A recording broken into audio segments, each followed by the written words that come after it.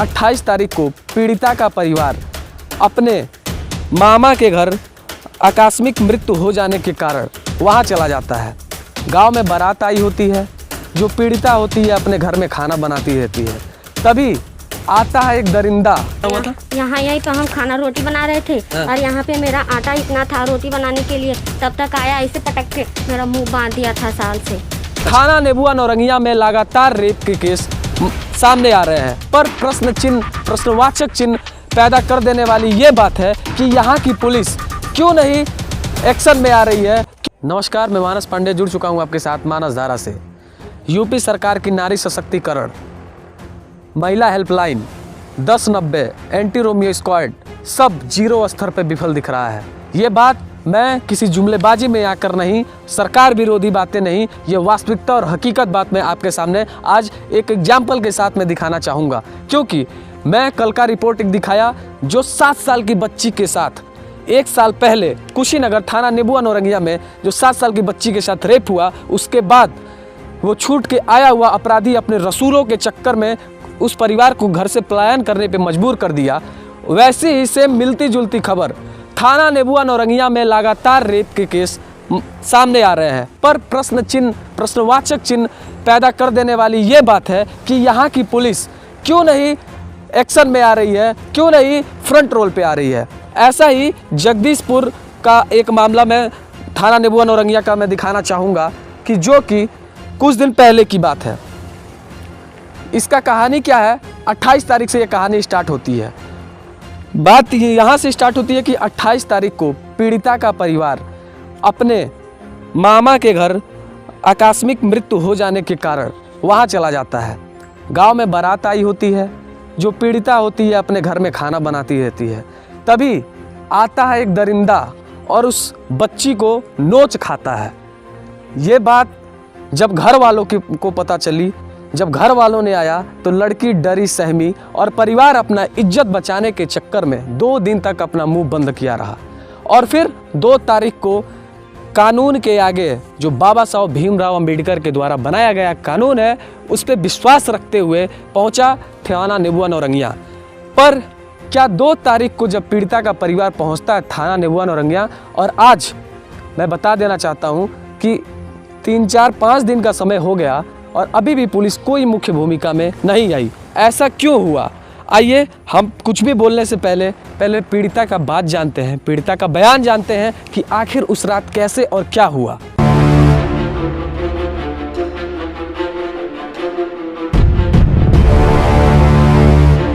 ये जो लड़की है ये महज 15 साल की है और लगातार थाना नेबुआ नौरंगिया में नाबालिगों के साथ ही क्यों बलात्कार हो रहा है, ये बहुत ही बड़ा प्रश्न चिन्ह है। 10वीं पास करके 11वीं में इन्होंने दाखिला लिया है और इनकी उम्र महज 15 साल है। क्या हुआ था उस रात, कैसे क्या हुई थी, कुछ बताइए। हम वहाँ चूल्हे पर खाना बना रहे थे और मेरी छोटी सी चाचा की लड़की थी, वो सो गई थी घर में और उन्होंने आया मेरे पास, मुझको पकड़कर साल से मुंह बांध दिया था और मुंह बांध कर वहीं पटक दिया था, मेरा सारा दिया था। हमने कुछ भी नहीं जाना, हमने बेहोश था और कुछ भी हमने नहीं जाना। हम वहाँ से आए मेरे पिताजी 2 दिन बाद, तो हमने उनसे बताया। मेरे पिताजी से शर्मिंदे हो रहे थे, तो मम्मी आई तो मम्मी से बताए। तो कहाँ से आप कहाँ खाना बना रही थी? चूल्हे के पास। चूल्हे के पास खाना बना रही थी। हाँ। वो किधर से आया था? इधर से आया। अच्छा, ऐसे आया था। आप यहाँ चूल्हा देख रहे हैं कि जो कि एक प्लास्टिक का 3 सेट का घर है, गरीब तबके के लोग हैं, 3 सेट का घर है और पीड़िता यहीं पे, ये जो जगह है, जो ये चूल्हा, मैं चूल्हा दिखाना चाहूँगा, आप आइए। ये जो गांव का ये जो परिवेश है, क्या हुआ था? यहाँ यहीं पे हम खाना रोटी बना रहे थे। हाँ। और यहाँ पे मेरा आटा इतना था रोटी बनाने के लिए, तब तक आया ऐसे पटक के मेरा मुंह बांध दिया था साल से। अच्छा, किधर से आया था? इधर से आया था। हाँ। तो जैसा कि आप सुन रहे हैं, बता रही है बहन की वो वहाँ खाना बना रही थी, लड़का इधर से ऐसे आया और आते ही मुंह पटक के और मुंह दाब दिया और अपने जो हैवानियत का शिकार जो कहते हैं, एक शब्द में कहूँगा कि अपने इंसानियत को शर्मसार कर दिया महज एक छोटी सी बच्ची के साथ ऐसा कुकृत्य करके। मैं लड़की के पिताजी से भी जानना चाहूँगा कि कैसे क्या बात हुई थी, क्या हुआ था 28 तारीख को रात में, क्या हुआ? 28 तारीख की रात में हमारे गांव में बारात आई थी।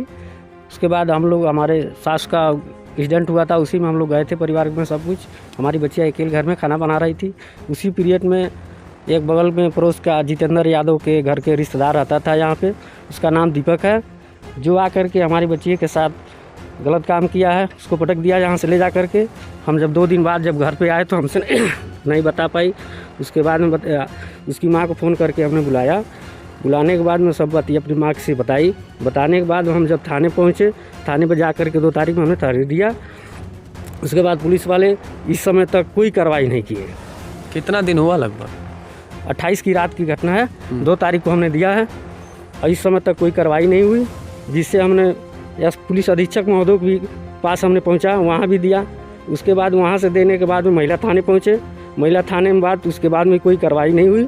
इसके वजह से हम इस चीज़ को कर रहे हैं। ऐसा क्यों हो रहा है कि लगातार कानून एक ऐसा अपना रूप दिखा रही है जनता को, जिससे जनता लाचार होके इस सिस्टम और इस कानून के प्रति जो भावना संवेदना है, वो धीरे धीरे क्या इस योगी और मोदी सरकार में, जहाँ पे नारी सशक्तिकरण की इतनी बड़ी बड़ी बातें कही जाती हैं, सब विफल हो जाए और सब बिल्कुल जीरो स्तर पे हो जाए। और थाना नेबुआ नौरंगिया का तो मैं स्पेशल से कहना चाहूँगा, क्योंकि कुछ दिन पहले भी देखा और फिर से थाना नेबुआ नौरंगिया में ही मैं आज फिर से यही रेप का ही मामला दिखा रहा हूँ। तो क्यों नहीं SHO साहब आ रहे हैं अपने फॉर्म में? क्यों नहीं SP साहब तक को पीड़ित परिवार जाके ज्ञापन दे चुका है? कितना दिन हुआ SP साहब को दिए हुए? SP साहब को एक दिन गए, 4 तारीख में गए थे, तो 4 तारीख में उनसे मुलाकात नहीं हो पाई।